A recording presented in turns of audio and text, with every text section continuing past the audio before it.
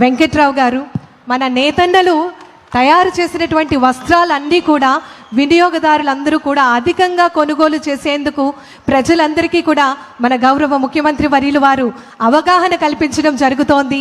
మరి ఈ సందర్భంగా వారికి ప్రత్యేకమైనటువంటి ధన్యవాదములు తెలియజేస్తూ తదుపరి గౌరవ పార్లమెంట్ సభ్యులు బాపట్ల గౌరవనీయులు శ్రీ తెన్నేటి కృష్ణప్రసాద్ గారిని మాట్లాడవలసిందిగా కోరుతున్నాం.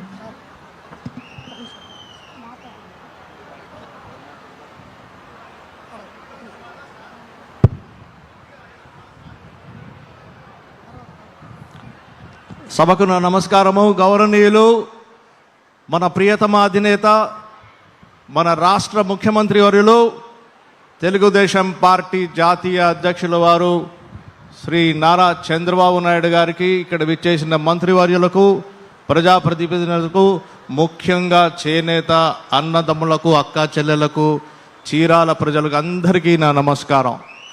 ఈరోజు చాలా సంతోషంగా ఉంది చీరాలలో మీ ముందు నుంచి మాట్లాడడానికి. ఎందుకంటే మొన్న 2024 ఎన్నికల్లో నేను వచ్చినప్పుడు ముఖ్యమంత్రి గారి ఆశీస్సులతో నాకు టికెట్ ఇచ్చి ఇక్కడ పంపించినప్పుడు అన్ని నియోజకవర్గాల కంటే ఎక్కువ మెజారిటీ 42,000 మెజారిటీతో మీరు నన్ను గెలిపించి మీ గుండెల్లో నన్ను పెట్టుకున్నారు. నాకు చాలా చాలా సంతోషంగా ఉంది.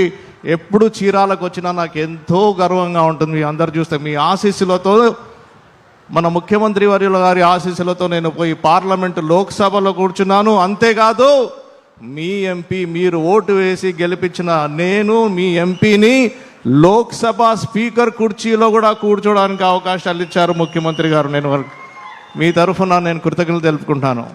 మిత్రులారా, ఈరోజు చాలా చాలా సంతోషకరమైన విషయము. ఈరోజు జాతీయ చేనేత దినోత్సవం సందర్భంగా మీ అందరినీ కలుసుకోవడం నాకు చాలా చాలా సంతోషంగా ఉంది. ప్రతి చేనేత కార్మికుడు నా హృదయపూర్వక అభినందనలు తెలియజేస్తూ మీ కుటుంబాలని సుఖ సంతోషాలతో ఉండాలని నేను ఆశిస్తున్నాను. చీరాల అంటే చేనేత, చేనేత అంటే చీరాల అనే గొప్ప గుర్తింపు ఉంది. అలాంటి చేనేత నేలపై మీ అందరి మధ్య ఉండటం నాకు గర్వకారణం. చేనేత అనేది కేవలం ఒక వృత్తి మాత్రమే కాదు, అది మన సంస్కారం, మన సంస్కృతి, మన సంప్రదాయం. మన చేనేత కార్మికులు తమ కష్టంతో, నైపుణ్యంతో ప్రపంచవ్యాప్తంగా తెలుగు రాష్ట్రాలని ఖ్యాతి చెందుతున్నారు.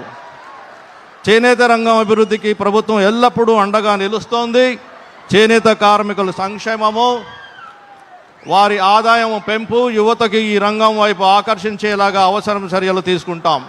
చీరాల నియోజకవర్గం అంటే నాకు ఎంతో ఆత్మీయకరము. మిత్రులారా,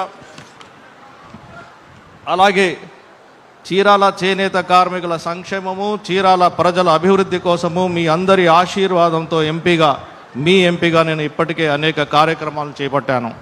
ఈనాడు మన గౌరవనీయ ప్రధానమంత్రి శ్రీ నరేంద్ర మోదీ గారు దేశాన్ని వికసిత్ భారత్ 2047 వైపు నడిపిస్తుండగా మన గౌరవనీయులు ముఖ్యమంత్రి గారు శ్రీ నారా చంద్రబాబు నాయుడు గారు స్వర్ణాంధ్రప్రదేశ్ 2047 ఆకాంక్షిస్తుండగా అభివృద్ధి చెందిన భారతదేశానికి మార్గము, సుసంపన్నమైన గ్రామాలు, సాధికారత పొందిన చేనేత కార్మికులు మరియు ప్రపంచ స్థాయిలో పోటీ పడగల చేనేత క్లస్టర్ల ద్వారానే సాధ్యమవుతుందని నేను భావిస్తున్నాను. కార్మికుల కోసం పని షెడ్డు ఏర్పాటు చేయాలని కోరుతూ మేము వినతి పత్రాలు ఆల్రెడీ సంపాదించాము. భవిష్యత్తు తరాలు మన నేత కార్మికుల సమాజం యొక్క భవిష్యత్తు కోసము మన కార్యాలయము సెంట్రల్ గవర్నమెంట్కి లెటర్ రాస్తూ ఉంది. కొండముజులూరు, చావిటిపాలెము, వలపర్ల, నాగరాజపల్లి, కోనంకి, ఈపూర్పాలెము మరియు తోటవారిపాలెంలో నేత కార్మికుల కోసం పని షెడ్ ఏర్పాటు చేయాలని కోరుతూ మనం ఆల్రెడీ ప్రపోజల్స్ పంపించాము సెంట్రల్ గవర్నమెంట్కి. భవిష్యత్తు తరాల మన నేత కార్మికుల సమాజం యొక్క సేవలను ఎల్లప్పుడూ గుర్తించుకునేలాగా చీరాల రైల్వే స్టేషన్లో నేతన్న విగ్రహాన్ని ఏర్పాటు చేయాలని నేను ఆల్రెడీ సెంట్రల్ గవర్నమెంట్కి విజ్ఞప్తి చేయడం జరిగింది. ఇవన్నీ మిత్రులారా, మన ప్రియతమ ముఖ్యమంత్రి గారు శ్రీ నారా చంద్రబాబు నాయుడు గారు మాకు దశగా చెప్తున్నప్పుడు, ఎప్పుడప్పుడు ఏమేం చేయాలని ఢిల్లీకి వచ్చినప్పుడు, ఇక్కడికి వచ్చినప్పుడు కూడా చేస్తున్నప్పుడు ఏమి చేస్తే బాగుంటుందని అందరు ఎంపీలను కూర్చోబెట్టి చెప్పడం జరుగుతూ ఉంటుంది.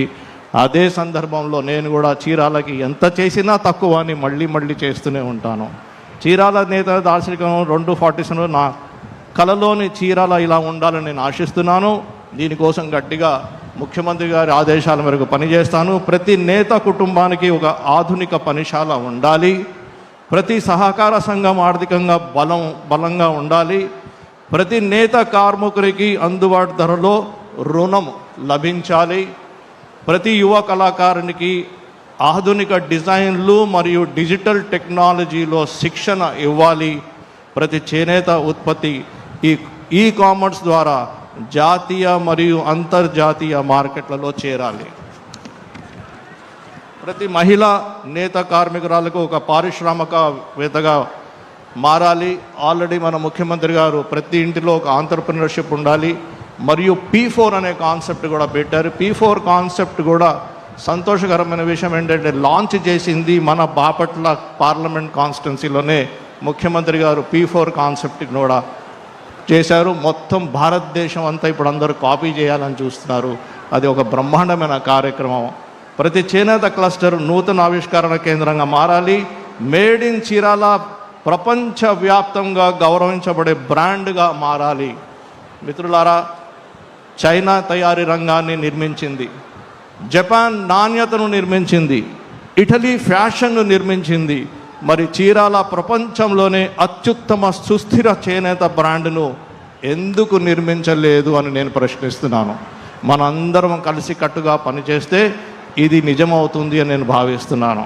మన దగ్గర నైపుణ్యం ఉంది, మన దగ్గర వారసత్వం ఉంది, మన దగ్గర సంకల్పం ఉంది. మనకు కావాల్సిందల్లా సామూహిక కృషి మాత్రమే. ప్రభుత్వ సహకార రంగము, ప్రైవేట్ పరిశ్రమ, డిజైన్ సంస్థలు, విద్యా సంస్థలు, ఎగుమతి సంస్థలు, బ్యాంకులు, యువ పారిశ్రామికవేత్తలు మరియు అన్నిటికంటే ముఖ్యంగా మన కష్టపడే పనిచేసే నేత కార్మికులు మనతో ఉండగా ఇది ఎందుకు జరగదు నేను అంటున్నాను. ఈ భాగస్వాములందరూ కలిసి మనం పనిచేసినప్పుడు చీరాల భారతదేశంలోని అతిపెద్ద సంస్కృతి చేనేత మరియు వస్త్ర పర్యావరణ వ్యవస్థగా మారగలదు. ఇది ఒక కళ కాదు, ఇది సాధించగలిగే లక్ష్యం అని నేను చెప్తున్నాను. ప్రతి పౌరునిగా వీలైనప్పుడల్లా చేనేత వస్త్రాలు ధరించడం, చేనేతను ప్రోత్సహించడం, చేనేతను బహుమతిగా ఇవ్వడం, చేనేతను వేడుకగా జరుపుకోవడం. ఎందుకంటే చేసే ప్రతి చేనేత కొనుగోలు ఒక కుటుంబాన్ని అందుకుంటుంది. ప్రతి చీర ఒక మగ్గాన్ని నడిపిస్తుంది. నేసిన ప్రతి మీటరు మన వారసత్వాన్ని కాపాడుతుంది అని భావిస్తూ మరి మీరందరూ నాకు ఈ చక్కటి అవకాశం ఇచ్చినందుకు ముఖ్యంగా మన ముఖ్యమంత్రి గారి వారికి నేను కృతజ్ఞతలు తెలుపుకుంటూ తెలియజేసుకుంటున్నాను. జై తెలుగుదేశం, జై జై తెలుగుదేశం. ధన్యవాదములు సార్. అనంతరం గౌరవ మంత్రివర్యులు చేనేత మరియు జౌలి, బీసీ సంక్షేమం మరియు ఈడబ్ల్యూఎస్ సంక్షేమం గౌరవనీయులు శ్రీమతి సవితా గారిని మాట్లాడవలసిందిగా కోరుతున్నాం. సభకు నమస్కారం. ఈరోజు 12వ జాతీయ చేనేత ఉత్సవానికి మరి పోగుని వస్త్రంగా మనిషి మానాన్ని కాపాడుతూ మన భారతదేశ సంస్కృతి కళను కాపాడుతూ